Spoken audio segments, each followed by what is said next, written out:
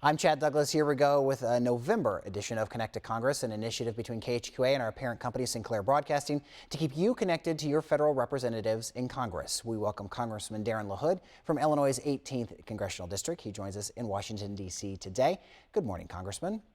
Hey, good morning, Chad. Good to be with you and your viewers today. Let's start with the brand new stuff. Speaker of the House Paul Ryan was just reelected as Speaker yesterday, and President-elect Donald Trump and Speaker Ryan have had kind of a rocky past. How do you anticipate things going after Trump is sworn in as the next president?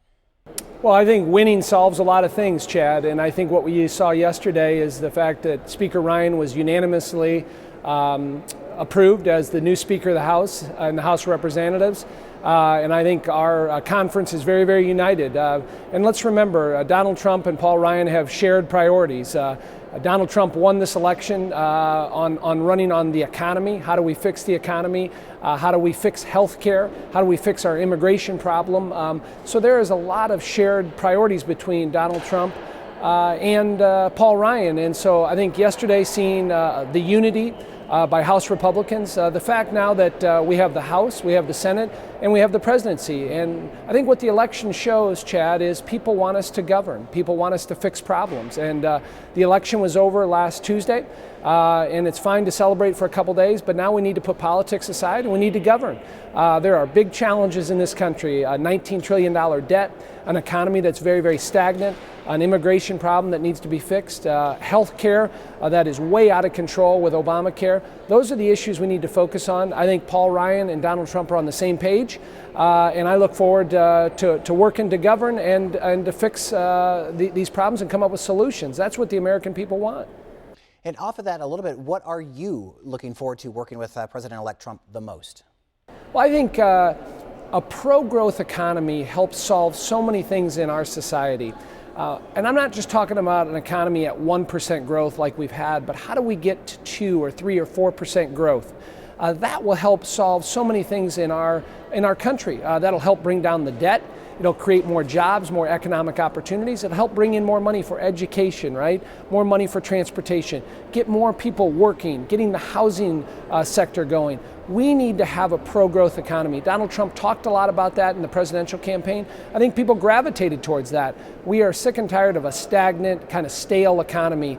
A pro-growth economy helps solve so many things in our country, and he talked a lot about that. I think that was, in my district, he got the most votes of any congressional district in the state of Illinois in the 18th Congressional District. And I think that reflects the fact that people want change when it comes to the economy. So I think that has to be the big focus. Also, the future of the Supreme Court.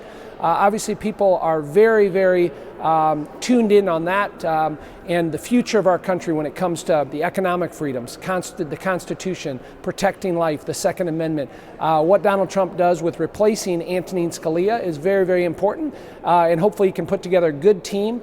He's already put forth a good list of potential judges for the Supreme Court. So I think the economy and the future of the Supreme Court are very, very important, and those are issues I look forward to working with President-elect Donald Trump on. And I would also say, Chad, I think he's surrounded himself with a good group of people. Vice President-elect Mike Pence, Newt Gingrich, Rudy Giuliani, Reince Priebus now. Put together a good team, listen to the smart, bright people around you, and I think we can do a lot of good for this country.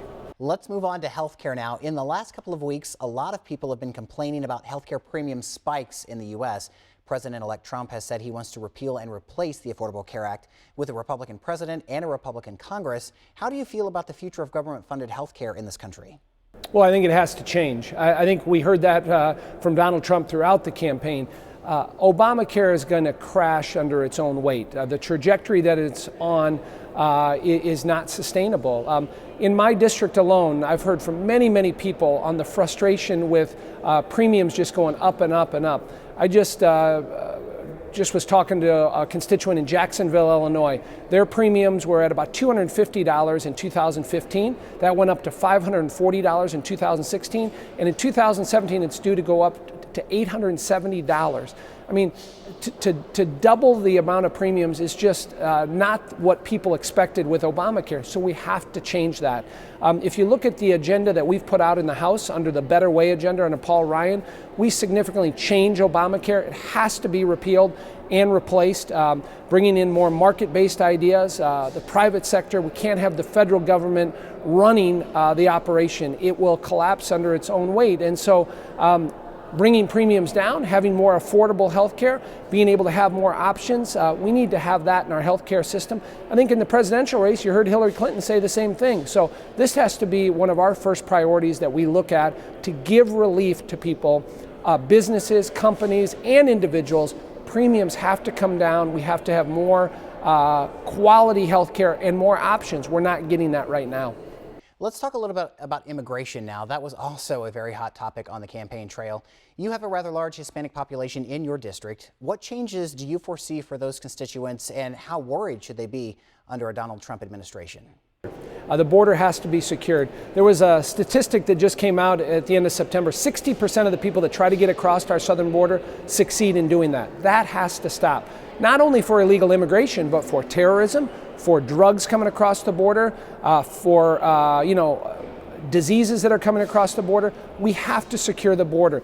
If you're allowing people to continue to violate the laws of this country, to engage in criminal activity by illegally coming across the border, it's not going to deter anybody in the future from trying to do that. So we have to secure the border. We do that with more resources for Border Patrol agents. We have to use technology that's currently used in the military to do that. I think there's some mechanisms involving a fence and a wall that can be used along there. We have to secure the border. So that's first and foremost. I think there's broad agreement on doing that. The next thing is anybody that's here illegally that's committed a crime, we have to deport them to their country of origin. As a former federal prosecutor, I've prosecuted immigration cases in federal court. I've sent people back to their country of origin. We have to enforce the law. And again, anybody that has violated a law has to go back to their country of origin. We also have to work on legal immigration reform, and I've been very supportive of that. People that come here through the legal process. Right now it's about 1 million. I think we can increase that, but make that process more efficient, effective, and streamline it. It's way too long that the process right now takes way too long, upwards to 3 years, 4 years to do that. We need to streamline that process and create a better system for legal immigration in this country. So I think those are lots of proposals we need to work on in a bipartisan way. And obviously this was an issue people voted for Donald Trump because they want this issue fixed. And I look forward to working with the new Trump administration to do that. One final thing I want to touch on, and that's sanctions on Iran, another hot topic of this campaign season. I understand the Iran Sanctions Extension Act will expire at the end of this year, again with Republicans in full control. How important is this act to the United States as we move into 2017? Well, it's very important. I was proud to support that bill here in the House this week. We've been able to impose sanctions on Iran for the last 20 years. It is a mechanism that has been very, very helpful with trying to keep them in check and allowing sanctions to expire at the end of the year. And remember, this is all premised on the Iran nuclear deal that was negotiated by President Obama and John Kerry. We voted against that in the House of Representatives. I wasn't here in Congress at the time, but would have voted against it. I think it's very hard and difficult to trust a regime that has violated every international norm, not only the United States, but the UN, the European Union, any international body. Iran continues to not abide by the rules, regulations that have been put in place. And so we cannot trust a regime that is still engaged in state-sponsored terrorism, wants to continue to eliminate Israel off the face of the earth. We have to keep sanctions in place as a mechanism, as a hammer over Iran. There may be a time, Chad, in the future where we can get rid of sanctions, but now is not the time. You have to build up trust. There is not a lot of trust with the Iranian regime right now, and that trust has to be built up over a number of years when they transition to democracy and start being more friendly to the United States and to Israel. Until then, we cannot continue without sanctions in place, and I look forward to continuing to be supportive of the sanctions. That is our time with Congressman Darin LaHood. Congressman LaHood, we appreciate your time. Chad, great to be with you and your viewers. Thank you.